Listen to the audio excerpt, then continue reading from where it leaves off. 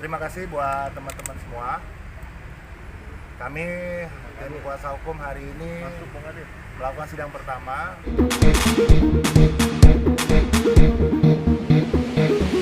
Mendengar dakwaan daripada jaksa penuntut umum terkait permasalahan terdakwa atau klien kami, Vicky Prasetyo, didakwa dengan pasal 27, pasal 45, junto 27 ayat 3 Undang-Undang IT.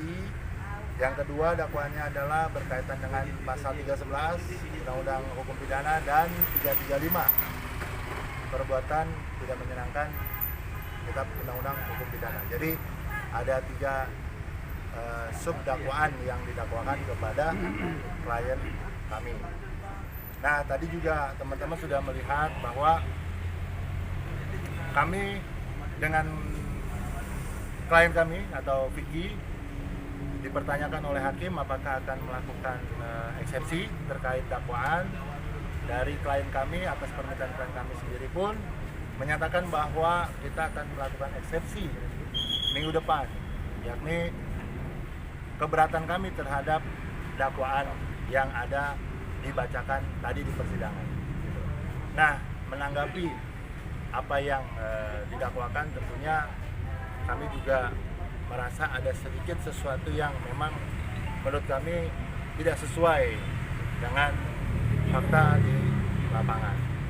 Di situ di dalam dakwaan sendiri pun dijelaskan sebenarnya, dijelaskan dan diyakini, dituliskan oleh jaksa sendiri bahwa benar adanya seorang Angel Elga berada di dalam kamar.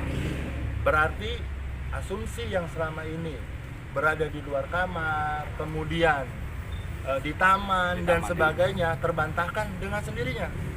Karena di dalam dakwaan sendiri disebutkan bahwa Vicky mendorong sampai kayu daripada pintu itu lepas dan terlihatlah Angel di dalam. Artinya apa? Sudah jelas ini menjadi satu fakta hukum, bukan kata kami, bukan kata klien kami, tapi kata jaksanya sendiri. Di dalam dakwaan tercatat jelas disebutkan Angel berada di dalam, saksi Angel berada di dalam kamar bersama saksi Vicky Arman ya, Alman. Nah, ini yang menjadi permasalahan, bahwa sesungguhnya adalah benar bahwa memang yang selama ini asumsi beredar, informasi beredar ada di dalam taman, ada di luar dan sebagainya, ternyata di dalam dakwaan berada di dalam kamar. Oke, sampai sini jelas ya? Sudah jelas. Satu poin. Yang dua, bahwa ketika Vicky dituduhkan dalam hal ini, dia mengatakan berzina, dituduh zinanya tidak terbukti, versi daripada dakwaan jaksa. Bagi kami, siapapun itu, ketika seorang suami menemukan istri berada di dalam kamar, pertama kali yang terbesit di dalam pikiran seorang laki-laki normal adalah istri saya berzina. Ini saya katakan lagi, ketika seorang suami atau seorang laki-laki menemukan istri berada di dalam kamar dengan orang lain, yang pertama kali terbesit dalam pikiran secara logika dan psikologis adalah istri saya selingkuh, berzina. Itu pasti. Artinya apa? Itu bawaan umum. Ketika asumsi atau pikiran itu dikatakan sebagai alat untuk membawa Vicky ke dalam penjara, menurut kami ini tidak bersesuaian dengan nurani kita sebagai seorang suami yang punya harga diri, seorang manusia yang punya adab dan punya moralitas. Oke, yang ketiga, bahwa dituduhkan Vicky menyebarluaskan video. Undang-undangnya IT. Di situ disebutkan bahwa ada cumi-cumi.com ya. Kemudian insert dan silet. Ini acara. Nah, sedangkan jelas-jelas bahwa di 3 program ini bukan Vicky yang punya kewenangan untuk menayangkan atau tidak menayangkan. Artinya apa? Distribusi itu bukan dilakukan oleh Vicky.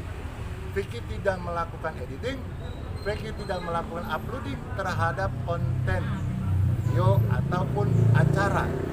Dan kita juga tegaskan di sini bahwa kita sepakat semua, pers tidak bisa dilarang untuk tidak meliput. Sepakat? Benar. Yang kedua, pers tidak boleh dilarang untuk tidak menayangkan informasi fakta. Ketika kita melarang pers untuk berbicara, menayangkan atau menunjukkan sebuah fakta yang terjadi atau berita informasi yang nyata, kita sendiri yang melarang adalah orang-orang yang melanggar undang-undang pers. Kebebasan pers jelas ada aturannya. Jadi kalau dituduhkan klien kami mendistribusikan, yang punya program silet bukan klien kami, produsernya bukan klien kami, yang membuat konten bukan klien kami. Pers punya kebebasan untuk memberikan peliputan kepada siapapun, berita apapun yang memang itu menjadi fakta. Artinya menurut kami itu jauh, tuduhan itu terlalu jauh dituduhkan kepada klien kami. Oke. Yang keempat, bahwa klien kami hari ini menjadi seorang pesakitan, disidangkan bukan lantaran dia merugikan orang lain. Dia jelas-jelas, klien kami Vicky Prasetyo jelas-jelas membela harkat martabat seorang suami yang dalam dakwaan jaksa disebutkan pula berada di dalam kamar saksi Angel dengan saksi Vicky Alma. Artinya ini menjadi satu fakta yang nyata. Klien kami dalam hal ini tidak sepatutnya berada di dalam penjara. Jelas. Dan kami memohonkan, yang kelima, kami memohonkan kepada majelis hakim. Kita melihat bagaimana proses persidangan hari ini. Sangat sulit. Delay suara. Sulit untuk menunjukkan hak-hak daripada terdakwa ini atau Vicky Prasetyo untuk mendapatkan peradilan yang benar-benar dia memiliki haknya untuk hadir di dalam persidangan, walaupun memang kita katakan ada protokol dan peraturan daripada Mahkamah Agung yang memang untuk bisa melakukan online.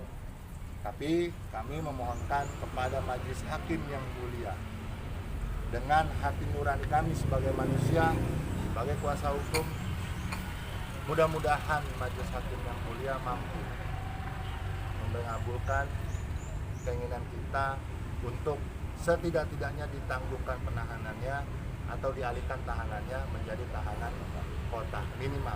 Supaya apa? Agar supaya Vicky mampu dia memberikan nafkah kepada keluarganya. Anaknya hari ini yang bersekolah, yang butuh kasih sayang daripada bapak, karena memang selama ini hidup dengan ayahnya, dan keluarga yang selama ini menggantungkan hidup dan nafkah dari anaknya, dari si Vicky, ini kemudian terganggu. Dan kami yakini bahwa 100% klien kami tidak akan menghilangkan alat bukti, tidak akan, apalagi melarikan diri, tidak akan, apalagi mau mengulangi perbuatan tindak pidana yang dituduhkan. Sekali lagi kami meyakini bahwa Vicky Prasetyo tidak melakukan tindak pidana menjatuhkan martabat orang lain atau memfitnah, tapi ini adalah kenyataan yang sesungguhnya memang ada di sana. Terlepas dari pihak penyidik kemarin meng-SP3 kasusnya laporan Vicky, yang pun kami juga masih mau mendalami apa dasar SP3 itu. Kenapa laporan Vicky terhadap perzinahan di SP3? Ini juga yang masih kami mau tahu, nanti dalami informasinya seperti apa. Dan mudah-mudahan 2 minggu, 3 minggu ke depan akan semakin terang benderang siapa yang kemudian membuat permasalahan ini terekayasa dan siapa yang kemudian membuat sesungguhnya perkara ini adalah sebuah kenyataan. Kita akan buktikan.